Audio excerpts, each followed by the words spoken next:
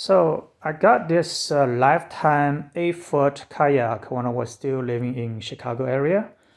I got them really cheap. They were on sale in that winter, really, really cold winter. I paid probably somewhere around 120, 140 of it. And I used it extensively in Chicago area, inland lakes and rivers, and really enjoyed it. But last year I moved to Florida area. When I moved over here, I noticed the kayak here is very different. First of all, the body of water is much bigger. Be it Tampa Bay or Charlotte Bay, they're way bigger than any of the lake I ever kayaked. And that means a lot of waves and a lot of bigger boats, and bigger boats generate wakes. And when the waves and the wakes come in, the boat kind of rock back and forth, kind of a little bit scary. Another thing I noticed is that because of bigger body of water, there's a lot of wind, and the worst is actually the tidal current. Tidal current is unpredictable. Now, when I say unpredictable, I don't mean the tide is unpredictable. You can easily predict the tide, but the problem is that let's say you want to go out in 9 o'clock in the morning, but tide is coming in. You have to fight the tide. And when, in the afternoon, let's say 3 o'clock, you're ready to come back, but tide is going out.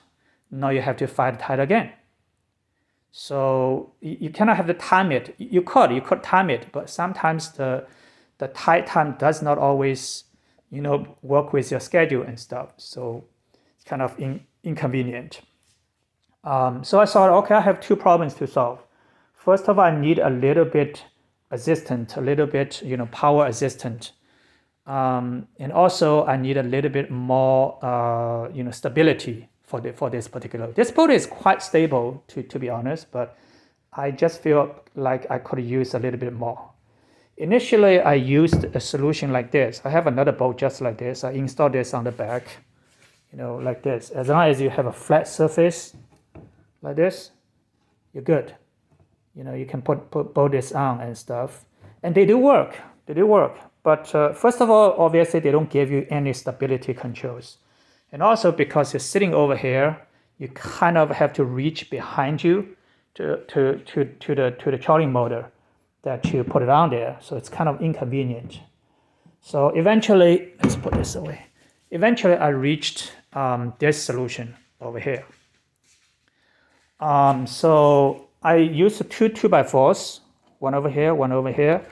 I glued them together and reinforced with some screws. And then I bolted this one, the horizontal one, directly onto the boat. I drilled a hole inside in the hole, in the kayak, and I bolted it on. And then I put these Watersnake T18 12-volt trolling motor. They're really lightweight. And one over here, one over there. So yeah, they'll give me a little bit power. I also got these Live Pure 4 batteries, 50 amp hour.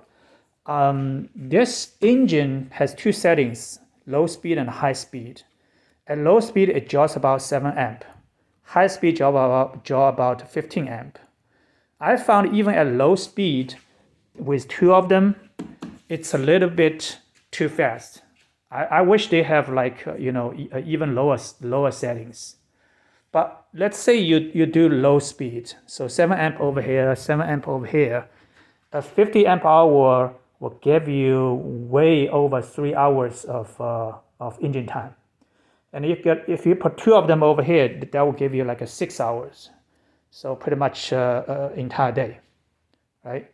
So and this battery, I installed two eye over here, and you can strap them on so that they don't move anywhere, right? So I got my power. Then for stability control, what I did was I got these pool noodles from Walmart. They're really cheap, like $2-3, and cut them into desirable lengths, and then cut them open like this, and then directly put it on to the shaft. One over here, one over here. and they will give me some stability control.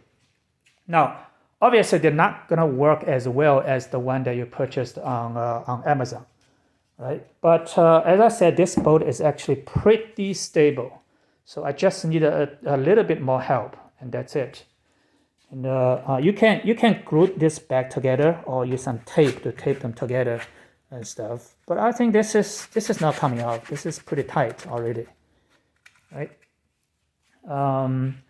Yeah, so these two will give me enough buoyancy.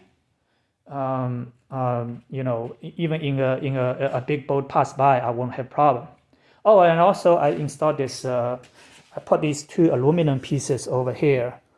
And then I put a stadium chair. This is a stadium chair that you can purchase from Amazon, like $30-40, very cheap. And that will make me sit a little bit higher, so a little bit more comfortable. Oh, and also if you want to go fancy, I installed a hatch over here so I can reach inside, and I bolt this thing onto the boat, right?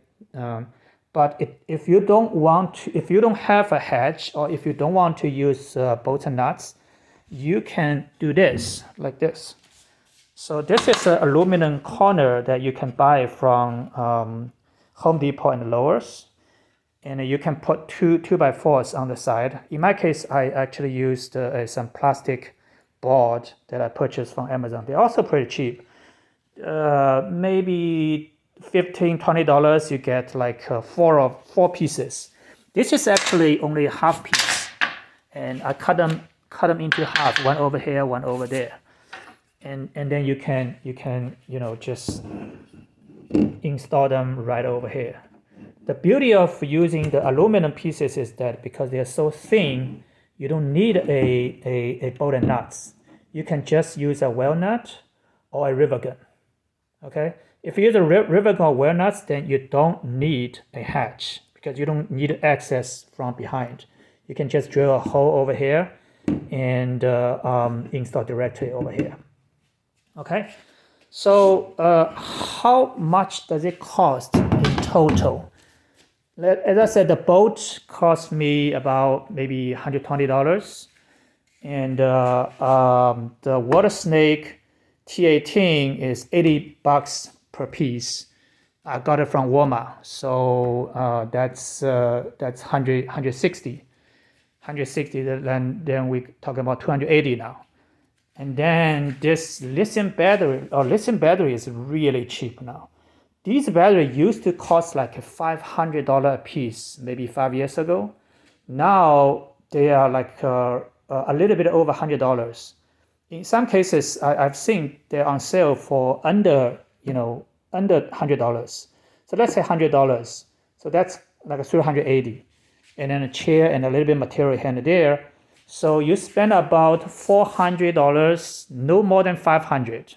Okay, and you can get yourself a real nice powered kayak with some stability control. Okay.